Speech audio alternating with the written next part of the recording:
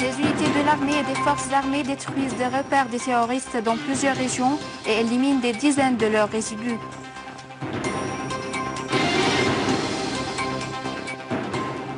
Les Nations Unies affirment que l'organisation terroriste Daesh est responsable des crimes de guerre et des crimes contre l'humanité en Syrie.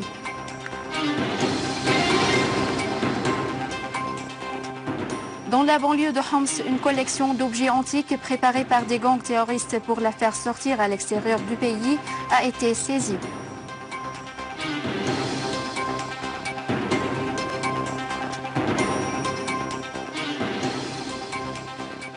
Bonsoir. L'Assemblée nationale des Nations unies a réitéré sa condamnation de l'occupation israélienne des territoires occupés. Et le délégué permanent de la Syrie auprès des Nations unies, Bachar Jafari, a affirmé que Israël, en annexant le Golan et en collaborant avec le terrorisme takfiriste, a doublement violé la loi internationale. M. Jafari a indiqué que les résolutions de l'Assemblée nationale ont envoyé un message sans équivoque à l'autorité d'occupation, à savoir Israël, la sommant de mettre un terme à son occupation. Jafari a estimé qu'avec l'annexion du Golan et sa collaboration avec le terrorisme takfiriste, Israël avait doublement violé la loi internationale dans une position qui rappelle les pages noires de l'histoire de l'humanité au cours de la Seconde Guerre mondiale, et ce qui a irrité le délégué d'Israël, qui a demandé du président de la Réunion de retirer la parole de M. Jafari sous prétexte de faire des déclarations antisémites. Mais le président de la session a demandé à M. Jafari de poursuivre son allocution dans laquelle il a expliqué la collaboration entre Israël et les groupes terroristes dans la zone de désengagement des forces.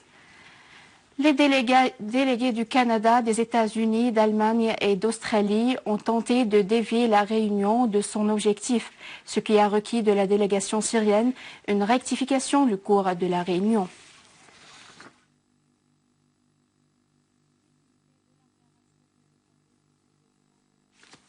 Les unités de l'armée arabe syrienne ont réussi de prendre le contrôle du colline stratégique de Omdurman au nord-est de la localité de Dmer, ouvrant ainsi l'autoroute internationale Damas-Bagdad.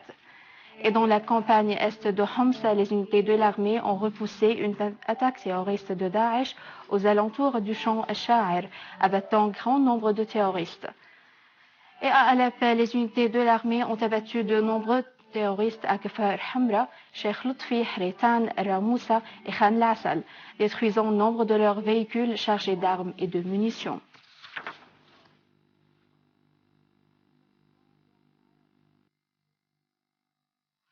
Les habitants de Ain Arab ont repoussé une attaque lancée par des membres de l'organisation terroriste Daesh dans la région sud de la ville. Des sources locales ont souligné que les habitants de la ville ont pu tuer une quarantaine de terroristes de Daesh dans des affrontements à l'est et au sud de la ville. En même temps, des unités de la protection populaire ont réalisé un progrès dans les régions sud et est de la ville et mené également des combats avec les terroristes de Daesh à l'ouest de la ville.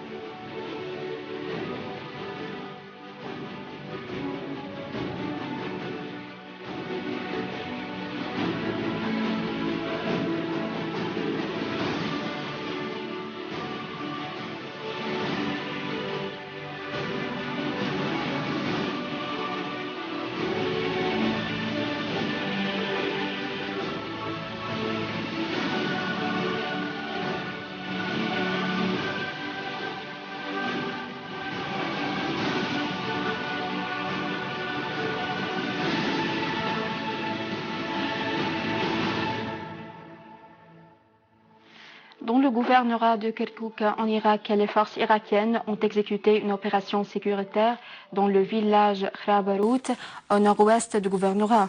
L'opération s'est soldée par la mort de 35 terroristes de l'organisation de Daesh et la prise de contrôle du village et ses abords. Les forces irakiennes ont également exécuté avec la coordination des fils du clan Al-Bounamir une opération spécifique dans le district de Hit, à l'ouest de Anbar, qui s'est soldée par la mort d'un chef de l'organisation terroriste de Daesh prénommé Talib Mus'ab Miz'al. Par ailleurs, l'aviation de la coalition internationale a mené nombre de raids aériens qui ont visé les positions de l'organisation terroriste Daesh dans le gouvernorat de Kirkouk, éliminant nombre de ces éléments. Dans la banlieue de Homs, les autorités spécialisées ont saisi une collection d'objets antiques datés du IIe siècle. Les pièces trouvées à la périphérie des Ouazi au sud de Palmyre et qui sont préparées par des gangs terroristes pour les faire sortir à l'extérieur du pays incarnent des bustes de funérailles sculptés par précision et compétence représentant un jeune homme et deux femmes de Palmyre en costume folklorique.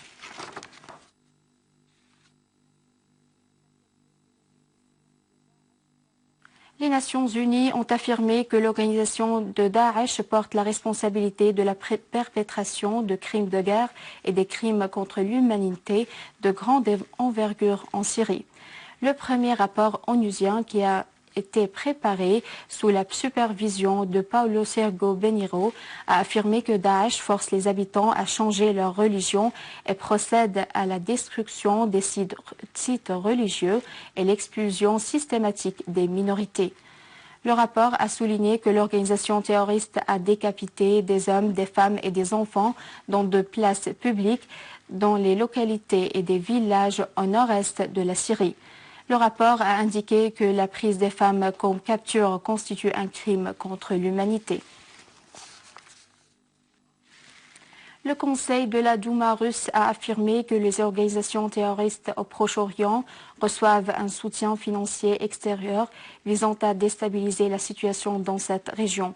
Dans un communiqué, le chef de la Commission des affaires internationales au Conseil de la Douma russe, Alexei Bouchkov, a accusé Washington de contribuer à l'apparition de l'organisation Daesh et de financer secrètement ses activités en fermant les yeux sur son trafic de pétrole.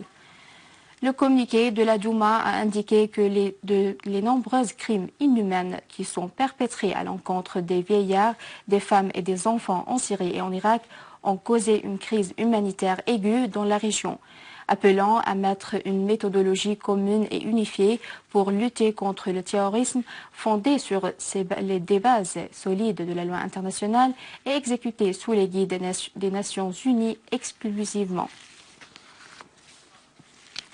Le groupe terroriste Ansar Beit al-Maqdis a revendiqué une attaque suicide qui a causé la mort de 30 soldats égyptiens le mois d'octobre dernier.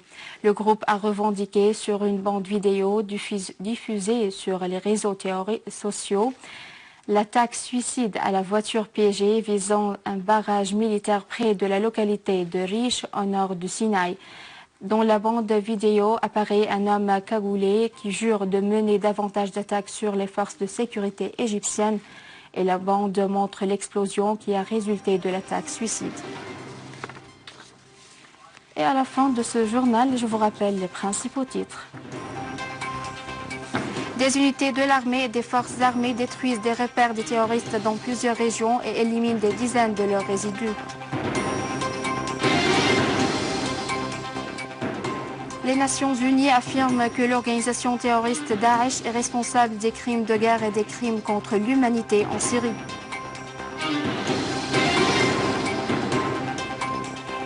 Dans la banlieue de Homs, une collection d'objets antiques préparés par des gangs terroristes pour la faire sortir à l'extérieur du pays a été saisie.